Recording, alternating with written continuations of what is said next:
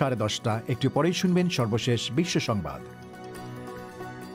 আপনারা বিবিসি শুনছেন ঢাকায় FM 100, চট্টগ্রামে 88.8,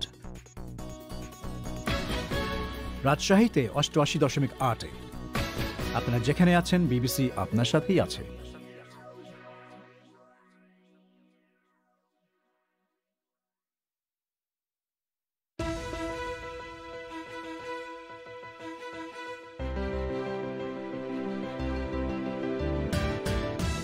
বিবিসি বাংলায় এখনকার প্রধান খবর।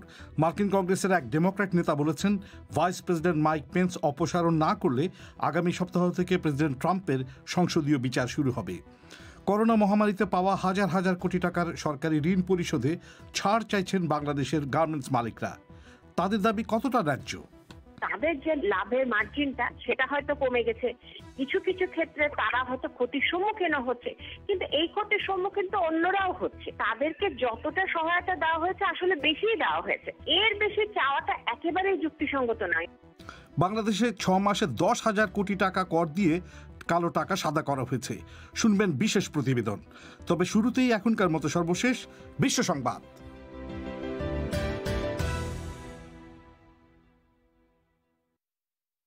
বিবিসি বাংলা বিশ্ব সংবাদ পড়ছি পুলক গুপ্ত। মার্কিন কংগ্রেসের একজন ঊর্ধ্বতন ডেমোক্র্যাট সদস্য বলছেন, ভাইস প্রেসিডেন্ট মাইক পেন্স তাকে অপসারণ না করলে প্রেসিডেন্ট ডোনাল্ড ট্রাম্পের বিরুদ্ধে আগামী সপ্তাহ থেকে সংসদীয় বিচার শুরু হবে। সহকারী হাউস স্পিকার ক্যাথরিন ক্লার্ক বলছেন, বুধবার ওয়াশিংটনে ক্যাপিটল ভবন তছনছ করতে সমর্থকদের উস্কানি দেওয়ার দায়ে মিস্টার ট্রাম্পের বিচার করা না হলে মার্কিন গণতন্ত্রের ক্ষতি হবে। বিচার মন্ত্রণালয় বলছে, যে সহিংসতায় 5 ব্যক্তির মৃত্যু হয়েছে তার জন্য মিস্টার ট্রাম্পের বিরুদ্ধে অভিযোগ দায়ের করার জন্য তারা তৈরি রয়েছেন। 2008 সালে মুম্বাই হামলার জন্য যে ব্যক্তিকে দায়ী করা হয় তাকে পাকিস্তানে ভিন্ন এক অভিযোগে কারাদণ্ড দেওয়া হয়েছে। জঙ্গি গোষ্ঠী লস্করে তাইবার একজন নেতা জাকিউর রহমান লাখভিকে 5 বছরের জেল দেওয়া হয়েছে। তাকে শনিবার গ্রেফতার করা হয়। মার্কিন এবং ভারতীয় কর্মকর্তারা মুম্বাই হামলার দায়ে তার বিচার করার জন্য পাকিস্তানের প্রতি আহ্বান জানিয়েছেন। ফাইজার বায়োএনটেক ভ্যাকসিন নির্মাতারা বলছেন, তাদের টিকা ব্রিটেন এবং দক্ষিণ আফ্রিকায় পাওয়া করোনা ভাইরাসের বিশেষ ধরনের বিরুদ্ধে কার্যকর বলে তারা গবেষণায় দেখতে পেয়েছেন। এই গবেষণা যদিও অন্য বিজ্ঞানীদের দিয়ে পর্যালোচনা করানো হয়নি, তবে গবেষণায় দেখা গেছে যে এই ভ্যাকসিন করোনা ভাইরাসের আরও মারাত্মক মিউটেশনকে নিশ্চিহ্ন করতে পারে। ইরানের সর্বোচ্চ নেতা আয়াতুল্লাহ আলী খামেনি যুক্তরাষ্ট্র অথবা ব্রিটেনের তৈরি করোনা ভাইরাসের যে কোনো টিকা আমদানির ওপরে নিষেধাজ্ঞা আরোপ করেছেন। তিনি বলছেন, এসব টিকার উপর তার আস্থা নেই। ব্রিটেন ও আমেরিকার সঙ্গে কয়েক দশক ধরেই ইরানের বিরোধ চলছে। জাতির উদ্দেশ্যে দেয়া এক ভাষণে ইরানি নেতা ইরানের ভেতরে টিকা উৎপাদনের চেষ্টার প্রশংসা করে বলেছেন, অন্যান্য বিশ্বস্ত সূত্র থেকেও তার দেশ ইনজেকশন সংগ্রহ করবে। ধর্ম অবমাননার দায়ে পাকিস্তানের একটি আদালত 3 জনকে মৃত্যুদণ্ড দিয়েছে। এদের মধ্যে 2 জন একটি ধর্মনিরপেক্ষ ওয়েবসাইট চালাতেন, যেখানে পোস্ট করা কিছু বিষয়কে আদালত ধর্মের বিরুদ্ধে অবমাননাকর বলে সাব্যস্ত করে। দণ্ডপ্রাপ্ত তৃতীয় ব্যক্তি ইউটিউবে ধর্ম বিষয়ক কিছু বক্তৃতা আপলোড করেন, যেটাকে আদালত ধর্মের বিরুদ্ধে অবমাননাকর বলে বিবেচনা করেছে। নতুন তথ্য উপাত্ত বলছে, 2016 সালের মতো 2020 সালের আবহাওয়াও রেকর্ড পরিমাণ উষ্ণ ছিল। ইউরোপীয় ইউনিয়নের আবহাওয়া বিষয়ক একটি গবেষণা সংস্থা বলছে, 2020 সালে বিশ্বের তাপমাত্রা ছিল বহু বছরের গড় তাপমাত্রার চাইতে 1.25 সেলসিয়াস বেশি। বিজ্ঞানীরা বলছেন যে সাইবেরিয়া এবং উত্তর মেরু অঞ্চলে তাপমাত্রা রেকর্ড মাত্রায় বেড়েছে। ওইসব অঞ্চলে গত বছর তাপমাত্রা কখনো কখনো স্বাভাবিকের চাইতে 6 ডিগ্রি পর্যন্ত বেড়ে গিয়েছিল। পরিক্রমার আজকের আয়োজনে আপনাদের সবাইকে সাদর আমন্ত্রণ জানাচ্ছি। আমি মাসুদ হাসান খান। অনুষ্ঠানের গোড়াতেই যেমনটা শুনছিলেন, করোনা মহামারী পরিস্থিতিতে সহায়তা ও প্রণোদনা হিসেবে বিশেষ বিবেচনায় স্বল্প সুদে দেয়া হাজার হাজার কোটি টাকার ঋণ পরিশোধে এখন ছাড় চাইছেন বাংলাদেশের গার্মেন্টস মালিকরা। চলতি বছর স্বল্প সুদে দেয়া প্রায় 10,000 কোটি টাকার ঋণ পরিশোধের কিস্তি চলতি মাস থেকে শুরু হওয়ার কথা। মালিকরা ঋণের সুদ 6 মাস স্থগিত করা এবং পরিশোধের মেয়াদ আরও অন্তত 1 বছর বাড়ানোর অনুরোধ করছেন সরকারের কাছে। একজন বিশ্লেষক বলছেন, গার্মেন্টস খাতকে যথেষ্ট সহায়তা করেছে সরকার। এরপর আরও ছাড় দিলে সেটা অন্য খাতগুলোর উপর নেতিবাচক প্রভাব ফেলবে। শুনুন ঢাকা থেকে সংবাদদাতা রাকিব হাসনাতের প্রতিবেদন। করোনা ভাইরাস মহামারীর কারণে রপ্তানি ব্যাপকভাবে ক্ষতিগ্রস্ত হওয়ায় গার্মেন্টস মালিকদের শ্রমিক কর্মচারীদের বেতন ভাতা পরিশোধের জন্য স্বল্প সুদে প্রায় 10,000 কোটি টাকা ঋণ দিয়েছিল সরকার। 24 মাসের কিস্তিতে এই ঋণ শোধ শুরু হওয়ার কথা চলতি মাসের তৃতীয় সপ্তাহ থেকে। এর মধ্যেই গার্মেন্টস মালিকদের সংগঠন বিজিএমইএ সভাপতি রুবানা হক গণমাধ্যমে খোলা চিঠি দিয়ে ওই প্রণোদনা প্যাকেজকে আরও 6 মাস সুদমুক্ত রাখা এবং পরিশোধের মেয়াদ আরও 1 বছর বাড়ানোর প্রস্তাব করেছেন। বিবিসিকে তিনি জানিয়েছেন যে প্রস্তাবটি তারা ইতোমধ্যেই সরকারের কাছে দিয়েছেন, কিন্তু সরকারের দিক থেকে এখনো কোনো সাড়া মেলেনি। আমরা যেটা বলেছিলাম, জানুয়ারিতে না করে যদি আমরা জুন পর্যন্ত অপেক্ষা করতে পারতাম, জুলাই থেকে পেমেন্টটা শুরু করতে পারতাম, মানে সহজ কথা 6 মাসের জায়গায় 1 বছর মরিটোরিয়াম পিরিয়ড পেতাম আমরা, এবং একই সাথে আমাদের ঋণটা মাত্র 24 মাসের জন্য, সেটাকে যদি 36 মাস করা হতো তাহলেও আমরা এই প্যান্ডেমিকের সময়, বিশেষ করে যেহেতু এখন দ্বিতীয় প্রবাহ চলছে কোভিডের, এই সময়টা আমাদের অনেক উপকার হতো। আর না হলে আমরা আসলে ঝামেলার মধ্যে পড়বো, কারণ আসলে অর্ডারও শতকরা 30% কম এবং ঋণাত্মক প্রবৃদ্ধি হয়েছে এবছর। যদিও এপ্রিল থেকে সেপ্টেম্বর পর্যন্ত বেতন ভাতা পরিশোধের জন্য স্বল্প সুদে বিপুল অর্থ ঋণ দেওয়া হলেও অনেক কারখানা থেকে এ সময়ে করোনা পরিস্থিতি দেখিয়ে কর্মী ছাঁটাইয়ের অভিযোগ করেছে শ্রমিক সংগঠনগুলো। আবার রপ্তানি উন্নয়ন ব্যুরোর হিসেবে লক্ষ্যমাত্রা অর্জিত না হলেও নভেম্বর মাসেই রপ্তানি হয়েছে আগের বছরের একই সময়ের তুলনায় বেশি। এমনকি জুলাই থেকে নভেম্বর পর্যন্ত 5 মাসে রপ্তানি বেড়েছে প্রায় 1%। অন্যদিকে ইউরোপ আমেরিকায় করোনার টিকা দেয়া শুরু হয় সামনে পরিস্থিতি আর নেতিবাচক না হওয়ার আশাই করছেন অনেকে। তাছাড়া বাংলাদেশ সরকারও সবচেয়ে বড় সহায়তা করেছে এ খাতকেই। তারপরেও পরিস্থিতির কারণেই মালিকদের নতুন করে ছাড় কিংবা আরও প্রণোদনা দরকার বলে মনে করছেন বিজিএমের সাবেক সভাপতি সিদ্দিকুর রহমান। 17% মাইনাস গ্রোথের মধ্যেও আমাদের ইন্ডাস্ট্রিগুলা সচল ছিল। আমি তো আমার দেশের উপরে নির্ভর করে চলি না। এক্সপোর্ট খাত চলে হইলো তার ডেস্টিনেশনের কি অবস্থা, সেই অবস্থা। ডেস্টিনেশন কোথাও ভালো না, তো সেই অবস্থার মধ্যে আমি মনে করি যে এই রপ্তানি খাতকে আবার একটা সুবিবেচনায় নেওয়া প্রয়োজন। ভালো করে সার্ভে করে যদি আবার আরো কিছু প্রণোদনা দেওয়ার দরকার হয়, সহায়তা করার দরকার হয়, যেহেতু এটা সবচেয়ে বড় রপ্তানি খাত, সেখানে প্রায় 40 লক্ষের উপরে শ্রমিক কাজ করে, এই সব বিবেচনায় নিয়ে সহায়তা করা দরকার। রুবানা হক অবশ্য তার চিঠিতে দাবি করেছেন যে কারখানাগুলো টালমাটাল পরিস্থিতির সাথে সংগ্রাম করে কোনোভাবে টিকে আছে। ঢাকা বিশ্ববিদ্যালয়ের অর্থনৈতিক শিক্ষক সাইমা হক বিদিশ অবশ্য বলছেন, গার্মেন্ট খাতই সরকারের কাছ থেকে সবচেয়ে বেশি সহায়তা পেয়েছে। এরপরেও মালিকরা যা চাইছেন সেটি যৌক্তিক নয় বলেই মনে করেন তিনি। তাদের যে লাভের মার্জিনটা সেটা হয়তো কমে গেছে, কিছু কিছু ক্ষেত্রে তারা হয়তো ক্ষতির সম্মুখীন হচ্ছে, কিন্তু এই ক্ষতির সম্মুখীন তো অন্যরাও হচ্ছে। তাদেরকে যতটা সহায়তা দেওয়া হয়েছে আসলে বেশি দেওয়া হয়েছে, এর বেশি চাওয়াটা একেবারেই যুক্তিসঙ্গত নয়। আর যেটা বলা হচ্ছে 6 মাস 1 বছর, এটা তো কোনো প্রশ্নই ওঠে না। তার কারণ হচ্ছে এভাবে তো একটা শিল্পকে তো তাহলে এভাবে কিভাবে টিকিয়ে রাখা সম্ভব। তিনি বলছেন, কয়েক দশক ধরে প্রতি বছরই গার্মেন্ট খাতকে নানাভাবে সহায়তা দিয়ে আসছে সরকার। সেই হিসেবে এতদিনে এ খাত শক্ত ভিত্তির উপর দাঁড়িয়েছে, কিন্তু সেটি হলে কেন এমন বিপর্যয়কর পরিস্থিতিতে বারবার এ খাতকে সরকারের মুখাপেক্ষী হতে হবে? অর্ডার কমেছে, কিন্তু সে অর্ডার কমাটা কিন্তু এতটা বিপজ্জনক নয় যে যেই বিপজ্জনক হওয়ার কারণে গার্মেন্টস সেক্টর একেবারেই দাঁড়াতে পারবে না, একেবারেই মুখ থুবড়ে পড়বে সরকারের সাহায্য ছাড়া। সুতরাং তাদের হয়তো ক্ষতি হয়েছে, অন্যান্য সব খাতের মতোই তারা ক্ষতিগ্রস্ত হয়েছে। মালিকরা অবশ্য বলছেন, বিশ্বজুড়ে করোনা ভাইরাসের কারণে যে পরিস্থিতি তৈরি হয়েছে, সেই কঠিন পরিস্থিতি মোকাবেলা করে টিকে থাকার মূল কারণই হলো সরকারের সহায়তা আর শিল্পের গভীর ভিত্তি। সেটিকে ধরে রাখার জন্য এখন ঋণ পরিশোধে বাড়তি সময় ও প্রয়োজনে বাড়তি প্রণোদনা দেওয়া দরকার বলে মনে করেন তারা। রাকিব হাসনাত। বাংলাদেশের ঢাকায় এক স্কুল ছাত্রীকে ধর্ষণের পর হত্যার অভিযোগে এক তরুণকে গ্রেপ্তারের পর কারাগারে পাঠানো হয়েছে। ক্ষতিগ্রস্ত পরিবার নারী ও শিশু নির্যাতন দমন আইনে মামলাটি করেছে। অভিযুক্ত তরুণ আদালতে স্বীকারোক্তিমূলক জবানবন্দি দিয়েছে বলে জানিয়েছে রাষ্ট্রপক্ষের আইনজীবী। তবে অভিযুক্তের পক্ষ থেকে এ নিয়ে কোনো বক্তব্য জানা যায়নি। ঢাকা থেকে সঞ্জনা চৌধুরী। ঢাকায় ইংরেজি মাধ্যম স্কুলের এক ছাত্রীকে ধর্ষণের পর হত্যার অভিযোগে দায়ের করা মামলার এজাহারে বলা হয়েছে, গত বৃহস্পতিবার বেলা 11:15টার দিকে কোচিংয়ে যাওয়ার কথা বলে বাসা থেকে বের হয় মেয়েটি। বিষয়টি সে তার মাকে ফোন করে জানায়।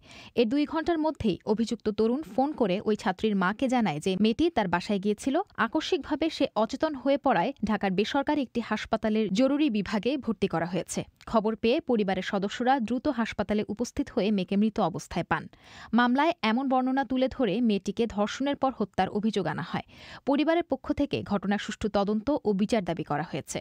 আমার মেয়ে আমার কাছে 20 মিনিটের কথা বলে আমার কাছে ফোনে আমার পারমিশন নিয়ে সে কোচিং এ পেপারস আনার জন্য গিয়েছিল এবং সেখান থেকে তার সাথে কিভাবে যোগাযোগ করেছে, ওরা ফোনে হয়তো যোগাযোগ করে তাকে ওখান থেকে তারা 4 জন সহ তাকে সেখান থেকে নিয়ে গিয়েছে তার বাসায় কোনো লোকজন ছিল না, তার মা বাবা ছিল না, খালি বাসা। আমার মতে ওরা এটা ওদের পরিকল্পিত ছিল। ছেলে নিজেই জবানবন্দিতে বলেছে যে তার নাকি শ্বাসকষ্ট হচ্ছিল, সে মনে হয় ওর সাথে তাদের সাথে জোরাজোরি হয়েছে, সে বাঁচার চেষ্টা করেছে কিন্তু তাকে বাঁচতে দেওয়া হয়নি। সঠিক বিচার চাই আমার মেয়ের জন্য। খবর পেয়ে পুলিশ ওই বেসরকারি হাসপাতালে গিয়ে মৃতদেহের সুরতহাল রিপোর্ট প্রস্তুত করে এবং ময়নাতদন্তের জন্য লাশ ঢাকা মেডিকেল কলেজ হাসপাতালের ফরেনসিক বিভাগে পাঠায়। হাসপাতাল থেকেই মামলার একমাত্র অভিযুক্তকে গ্রেফতার করে পুলিশ। জিজ্ঞাসাবাদের জন্য আরও 3 জনকে আটক করা হলেও মামলার এজাহারে তাদের কারও নাম নেই। অভিযুক্ত ওই তরুণকে গ্রেফতারের পরদিন আজ পুলিশ তাকে আদালতে হাজির করে। আদালত জবানবন্দি নেয়ার পর অভিযুক্তকে কারাগারে পাঠিয়েছে। ঘটনাটি এখনও তদন্তাধীন, তাই এই বিষয়ে খবর প্রচারে সচেতন হওয়ার আহ্বান জানিয়েছেন পুলিশ কর্মকর্তা সাজ্জাদুর রহমান।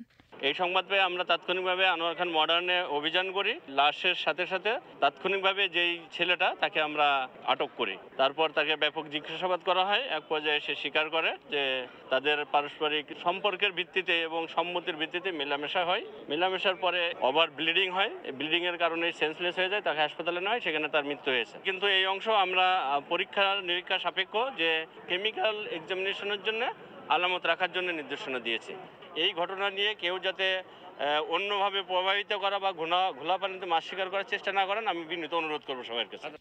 মেয়েটিকে যে হাসপাতালে নেওয়া হয়েছিল সেখানকার কর্তব্যরত চিকিৎসক মেয়েটির মা বাবাকে জানান যে অতিরিক্ত রক্তক্ষরণের এক পর্যায়ে মেয়েটি অচেতন হয়ে পড়লে তাকে হাসপাতালে নিয়ে আসে অভিযুক্ত তরুণ এবং সেখানেই মেয়েটি মারা যায় বলে এজাহারে উল্লেখ করা হয়। এদিকে মেয়েটির ময়নাতদন্ত শেষে ঢাকা মেডিকেলের ফরেনসিক বিভাগের প্রধান সোহেল মাহমুদ বলেন, বিকৃত যৌনাচারের কারণে অতিরিক্ত রক্তক্ষরণেই মেয়েটির মৃত্যু হয়েছে। এই যৌনাচারে একজন নাকি একাধিক জড়িত সেটা বের করতে ডিএনএ নমুনা পরীক্ষার জন্য পাঠানো হয়েছে বলে তিনি জানান। তবে সুরতহাল রিপোর্টে মেয়েটির শরীরের অন্য কোথাও আঘাতের কোনো চিহ্ন পাওয়া যায়নি। ময়নাতদন্ত করে তার যোনিপথে এবং পায়ুপথে আঘাতের চিহ্ন পাইছি। সেই আঘাত থেকে রক্তক্ষরণ হয়ে সে মৃত্যুবরণ করছে। কোনো বিকৃত যৌনাচারের আলামত পাওয়া গেছে আর কি মনে হচ্ছে আমাদের কাছে। এটা ডিএনএ প্রোফাইলিং এর রিপোর্ট আসলে বলা যাবে একজন ছিল না একাধিক ছিল। তাছাড়া আমরা বডির অন্য কোথাও আর আঘাতের চিহ্ন পাইনি। তার বয়স নির্ধারণের জন্য আমরা তার পরীক্ষা করছি। তাকে চেতনানাশক অথবা কোনো টক্সিক সাবস্টেন্স খাওয়ানো হয়েছে কিনা এটা জানার জন্য আমরা তার ব্লাড এবং বিচারা সংরক্ষণ করে আমরা কেমিক্যাল অ্যানালাইসিসের জন্য পাঠিয়েছি। অভিযুক্ত তরুণের পক্ষে এখন পর্যন্ত কোনো আইনজীবী নিয়োগ করা হয়নি। তার পরিবারের পক্ষ থেকেও কোনো মন্তব্য পাওয়া যায়নি। এদিকে নিহত মেয়েটির ছবি ও নাম ঠিকানা প্রকাশ এবং তদন্তের আগেই কাউকে ধর্ষক হিসেবে চিহ্নিত না করতে গণমাধ্যম কর্মীদের প্রতি ব্যক্তিগত এক বার্তায় আহ্বান জানিয়েছেন পুলিশের এআইজি সোহেল রানা। সঞ্জনা চৌধুরী। এবার আগামীকাল আমাদের নিয়মিত আয়োজন ফোন ইনের বিষয়টি আপনাদের জানিয়ে রাখছি।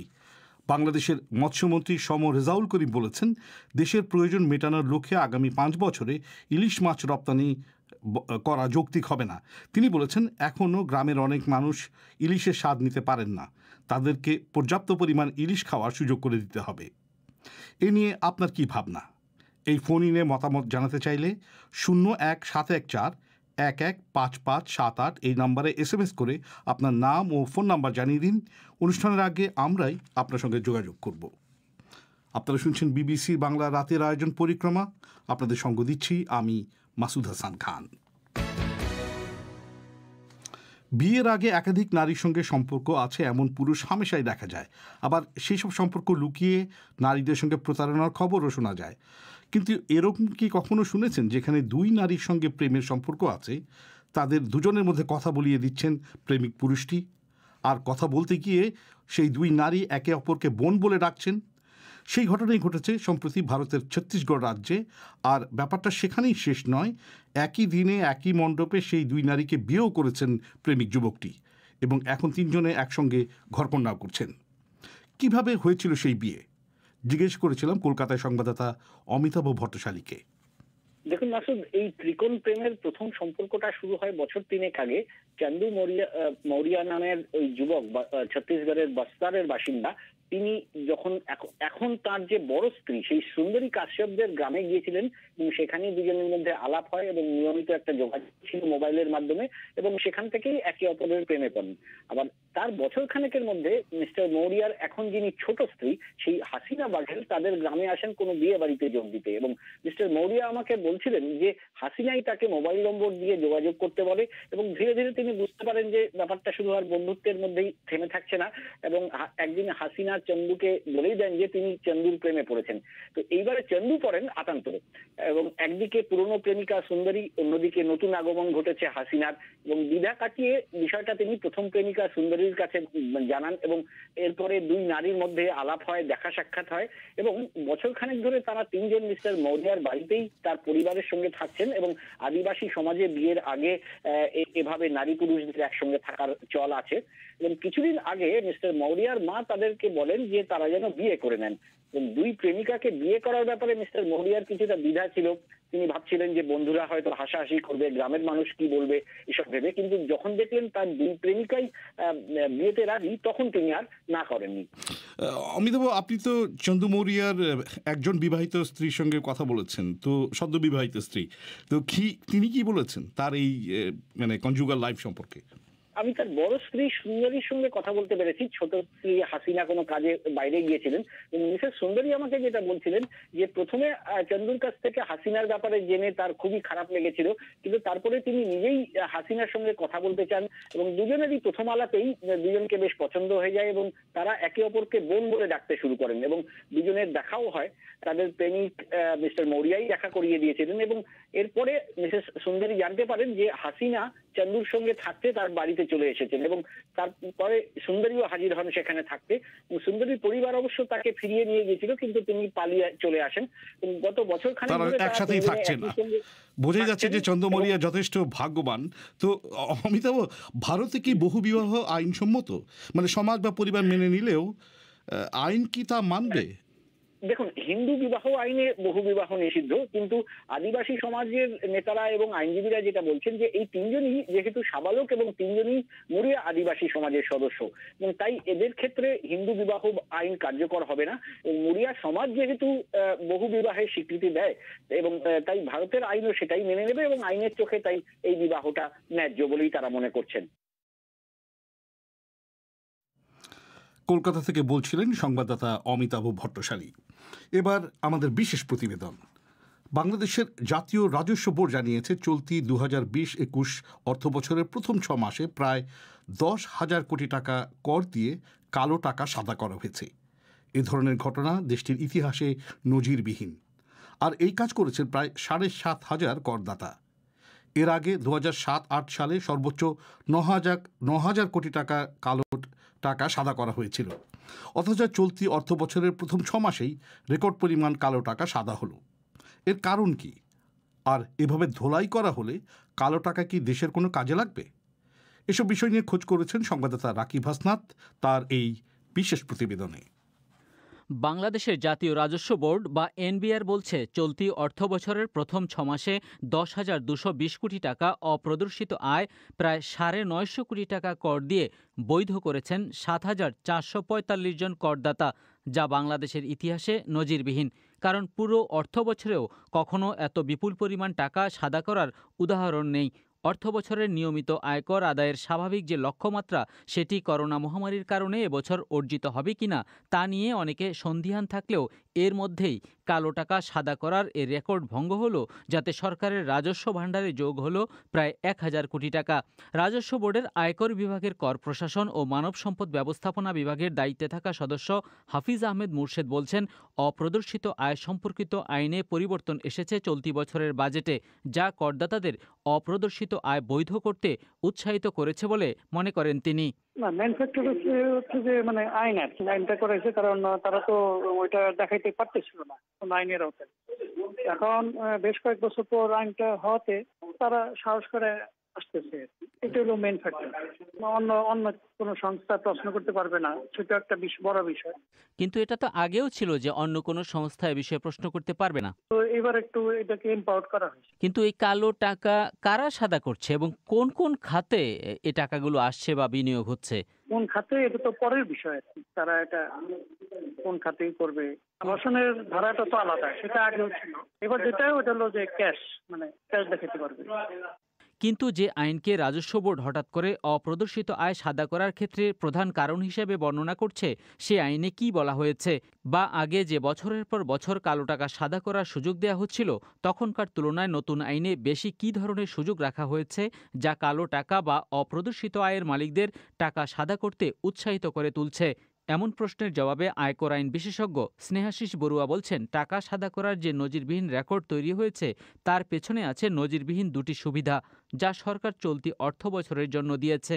আগে আমাদের মধ্যে একটা ভয় বা ভীতি কাজ করতো। আমি হয়তো এনবিআর কে আমার এই অপ্রদর্শিত সম্পদের তথ্যগুলো দিলাম, তাহলে হয়তো পরবর্তীতে দুদক বা অন্য কোনো অথরিটি এসে কোয়েশ্চেন করবে। এবারের ইটস এ ফুল অ্যামনেস্টি, মানে এখানে হোলসেল বেসিস বলে দেওয়া হয়েছে যে no authority can ask any question. তো ইট মিনস আপনাকে প্রথমে একটা ট্রাস্টের জায়গা দিয়েছে যে কোনো অথরিটি এখানে কিন্তু কোয়েশ্চেন করবে না। তো এই দিক থেকে আপনি বলতে পারেন যে হোলসেল একটা অ্যামনেস্টি দেওয়াতে মানুষের মধ্যে ওই এনকারেজমেন্টটা আসছে। আর দ্বিতীয়ত যে জায়গাটা এসছে, আপনি যদি দেখেন যে বর্তমানে মানে এই আইন আসার আগে যে আইন আনডিসক্লোজ মানে লিগালাইজ করার জন্য যে বিধানগুলো, সেটা ছিল খুবই এক্সপেন্সিভ একটা বিধান। ধরেন আপনাকে তো নর্মাল রেটে ট্যাক্স দিতে হবে, তাতে আরো 10% পেনাল্টি দিতে হবে। তো এই স্কিমের মধ্যে শুধুমাত্র 10% মাত্র ট্যাক্স দিয়ে আপনি কিন্তু পুরো সম্পদটা আপনি প্রদর্শন করতে পারবেন। আর মূলত এ দুটি সুবিধার জন্য এবারে রেকর্ড পরিমাণ অপ্রদর্শিত আয় আয়কর রিটার্নে উল্লেখ করা হয়েছে চলতি বছর ডিসেম্বর পর্যন্ত। এর মধ্যে আয়কর রিটার্ন দেওয়ার স্বাভাবিক সময় শেষ হয়েছে। মিস্টার বড়ুয়া বলছেন, করোনা মহামারীর মধ্যে স্বাভাবিক কর আদায়ের যে লক্ষ্যমাত্রা নির্ধারণ করা হয়েছিল তা অর্জিত হবে না বলেই ধারণা করা হচ্ছে, এবং সে কারণে অপ্রদর্শিত আয় বৈধ করার মাধ্যমে যে টাকা আয় করা হলো সেটি সরকারকে স্বস্তি দেবে বলেই মনে করছেন তিনি। 1000 কোটি টাকার মতো ট্যাক্স কিন্তু এনবিআর কিন্তু কালেক্ট করতে পেরেছে শুধু একটা ইনিশিয়েটিভের মাধ্যমে। আপনি যখন এই সম্পদগুলো একজন করদাতার সম্পদ বিবরণীতে ঢুকে যায়, ভবিষ্যতে যখন উনি আবার এই সম্পদগুলো আর উনি হাইড করতে পারবেন না। তো যার ফলে এই সম্পত্তি থেকে আয় আসলে আয়টাও দেখাতে হবে। এই সম্পত্তির কারণে কিন্তু করের উপরে সারচার্জ যে দিতে হয় সেটা বেড়ে যাবে। তো এর মাধ্যমে কিন্তু কি হবে, আপনার লং টার্মে একটা পজিটিভ ট্যাক্স ইম্প্যাক্ট কিন্তু ক্রিয়েট হবে। কিন্তু কারা তাদের অপ্রদর্শিত আয়কে বৈধ করেছেন সেটি গোপনীয় তথ্য হিসেবে প্রকাশ করে না এনবিআর। তবে তারা এটুকু বলেছে যে শেয়ার বাজারে বিনিয়োগ করা কালো টাকা প্রায় 22 কোটি টাকা কর দিয়ে সাদা করেছেন 205 জন। আর অপ্রদর্শিত নগদ অর্থ, ব্যাংকে জমা রাখা টাকা, ফ্ল্যাট এবং জমি বৈধ করেছেন 7,445 জন করদাতা। আর এর বিপরীতে তারা কর দিয়েছেন প্রায় 940 কোটি টাকা। অর্থনীতিবিদ নাজনীন আহমেদ বলছেন, শুধু প্রশ্ন না করার সুযোগ কিংবা কর কমিয়ে দেয়া নয়, বরং আরও কিছু সুযোগ দেওয়া হয়েছে যার সুযোগ নিচ্ছেন কালো টাকার মালিকদের অনেকেই। উৎস জিজ্ঞেস করা হবে না, এটাই এবারের এইভাবে এত বেশি টাকা সাদা হওয়ার মূল কারণ। তাছাড়া এবছর যেটা বলা হয়েছে, যে কোনো ধরনের ভূমি, অপ্রদর্শিত ফ্ল্যাট, বাড়ি, জমি, এগুলা পর্যন্ত 10% একটা, ওগুলোর ক্ষেত্রে একটা নির্দিষ্ট ট্যাক্স আছে, কত স্কোয়ার মিটার এবং কোন জায়গায় সেটি অবস্থিত, কিন্তু সেটাও এবার সাদা করা যাবে। পাশাপাশি এফডিআর থাকলে, কোনো সঞ্চয় থাকলে ব্যাংকে, সেটাও কিন্তু সাদা করা যাবে এবং কোনো ক্ষেত্রেই উৎস জিজ্ঞেস করা হবে না। রিয়েল এস্টেটে করা যাবে, পুঁজিবাজারে করা যাবে। তো নতুন খাতগুলো বাড়ানো, তার পাশাপাশি উৎস জিজ্ঞেস না করার এই ক্লজ, এই কারণেই এবার এত বেশি সাদা হয়েছে। তিনি বলছেন, এমন বিধান করা হয়েছে করোনা পরিস্থিতি দেখিয়ে যে একই পেশার করদাতা নিয়মিত কর দিলে বেশি কর দিতে হচ্ছে, আবার যারা কর দেননি আগে তারা এখন কম কর দিয়ে টাকা সাদা করে নিচ্ছেন। যারা একটু বড় করদাতা, তাদের কর কিন্তু আলটিমেটলি 30% যেও থেকে, যারা একেবারে সুপার ইনকাম করেন তাদের জন্য। একজন সৎ করদাতার কাছ থেকে আপনি এনবিআর চার্জ করবে 15, 20, 25%, অন্যদিকে প্রদর্শন করলো না, ইভেন যদি সৎ পথেও ইনকাম হয়, তাকে 10% সাদা করতে দেয়া হবে।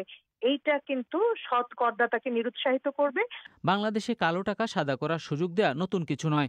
এবার করোনা পরিস্থিতি বিবেচনায় নিয়ে কিছু বিশেষ সুবিধা দেয়া হয়েছে বাজেটে দেয়া বক্তৃতায় অর্থমন্ত্রী আ.হ.ম মুস্তফা কামাল বলেছিলেন, অন্য আইনে যাই থাকুক না কেন 10% কর দিয়ে অপ্রদর্শিত জমি, বিল্ডিং, ফ্ল্যাট ও অ্যাপার্টমেন্টের প্রতি বর্গমিটারের উপর নির্দিষ্ট হারে এবং নগদ অর্থ, ব্যাংকে গচ্ছিত অর্থ, সঞ্চয়পত্র, শেয়ার, বন্ড বা অন্য কোনো সিকিউরিটিজের উপর 10% কর প্রদান করে আয়কর রিটার্নে দেখালে অন্য কোনো কর্তৃপক্ষ তা নিয়ে প্রশ্ন করতে পারবে না। তবে এসব সুযোগ শুধু চলতি অর্থ বছরের জন্যই দেয়া হয়েছে। কিন্তু বাংলাদেশে কালো টাকার পরিমাণ কত তার কোনো সুনির্দিষ্ট হিসেব বা তথ্য নেই। এনবিআরের হিসেবে স্বাধীনতার পর থেকে 2017 সাল পর্যন্ত বিভিন্ন সময়ে জরিমানা দিয়ে বৈধ করার মোট টাকার পরিমাণ প্রায় 18,500 কোটি টাকা। আর দুর্নীতি বিরোধী সংস্থা টিআইবির করা অদৃশ্য অর্থনীতি শীর্ষক এক গবেষণায় বেরিয়ে এসেছিল যে জিডিপির 10 থেকে 38% মধ্যে কালো টাকা ওঠানামা করে। ঢাকা বিশ্ববিদ্যালয়ের অর্থনীতির শিক্ষক সাইমা হক বিদিশা বলছেন, এবার কালো টাকা ব্যাপকভাবে সাদা হওয়ার পেছনে নতুন আইনই একমাত্র কারণ নয়, বরং এবারে পাচারের সুযোগ তুলনামূলক কম থাকায় অনেকে টাকা কর দিয়ে সাদা করেছেন বলে মনে করেন তিনি। করোনার কারণে বাইরের অন্যান্য দেশগুলোর সাথে সংযোগ সেটা কিন্তু বিভিন্নভাবে ব্যাহত হয়েছে বা সেভাবে হয়নি।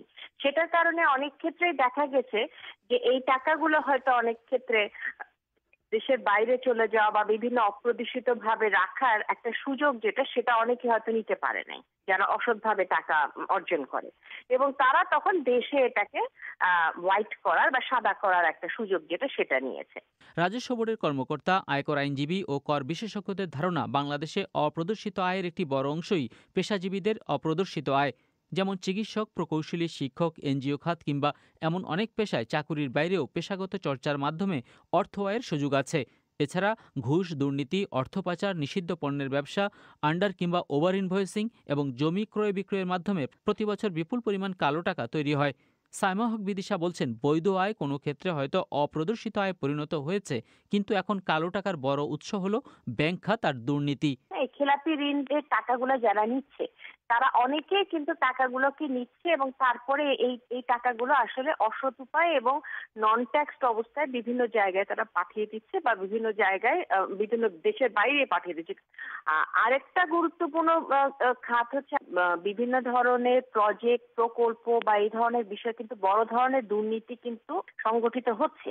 সেই দুর্নীতিও বিভিন্ন সরকারি, বেসরকারি বিভিন্ন প্রকল্প, বিভিন্ন ঠিকাদারি ব্যবসা, বিভিন্ন ধরনের রিয়েল এস্টেট, এগুলোর ক্ষেত্রেও কিন্তু ব্যাপক ধরনের দুর্নীতি হচ্ছে এবং ব্যাপক ধরনের কালো টাকা তৈরি হচ্ছে। আয়কর আইন নিয়ে রাজস্ব বোর্ডের সাথে বিশেষজ্ঞ হিসাবে কাজ করেছেন ঢাকা বিশ্ববিদ্যালয়ের হিসাব বিজ্ঞান বিভাগের শিক্ষক অধ্যাপক স্বপন কুমার বালা।